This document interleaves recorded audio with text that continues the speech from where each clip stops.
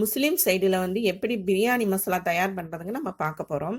இதே மசாலா தான் கல்யாண வீட்லேயும் சரி, மற்ற எந்த விசேஷத்துக்கும் நாங்கள் இந்த மசாலா பொடியை தான் நாங்கள் உபயோகப்படுத்துவோம்.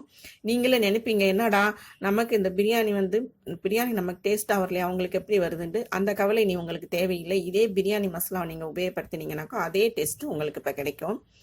இப்போ நம்ம ஏலக்காய் 75 கிராம் எடுத்து வச்சுருக்கோம். பட்டை நம்ம நல்ல அந்த பட்டை நயமான பட்டை வாங்கி அது 100 கிராம் எடுத்து வச்சுக்கோங்க. கிராம்பு 50 கிராம் எடுத்து வச்சுக்கிறணும்.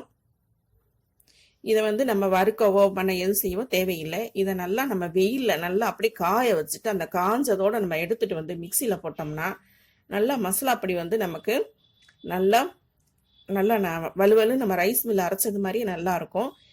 இதை நீங்கள் வெஜ் பிரியாணிக்கு செய்யலாம். வெஜ் பிரியாணிலாம் செஞ்சோம்னாக்கோ அதே கலரு அந்த பிரியாணி நம்ம மட்டன் பிரியாணிக்கு எப்படி வருதோ அதே கலர் அதே இது இருக்கும். இதே குருமாவுக்கு போடலாம், அவ்வளோ டேஸ்ட்டாக இருக்கும். இதை நீங்கள் 1/2 கிலோவுக்கு 3 ஸ்பூன் போட்டிங்கனாக்கோ ரொம்ப நல்லா அந்த மசாலா கல்யாண வீட்டில் எப்படி இருக்கோ அதே மசாலா அதே டேஸ்ட்டு கம்மகம்மன்னு நம்ம செய்யலே நமக்கு அந்த வாசம் இது வரும். மற்ற எந்த இது நமக்கு போட தேவையில்லை. நீங்கள் இந்த 3 மசாலா இதுதான் நாங்கள் எங்களுடைய முஸ்லீம் இதோட ரகசிய மசாலா.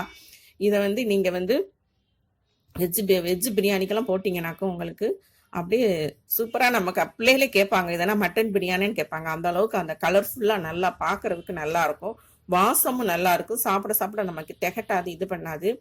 இதை நீங்கள் வீட்டில் ட்ரை பண்ணி பார்த்துட்டு எப்படி இருக்குன்னு சொல்லுங்கள். இதை நீங்கள் செஞ்சு சாப்பிட்டு பார்த்தா தான் அதோட டேஸ்ட் தெரியும்.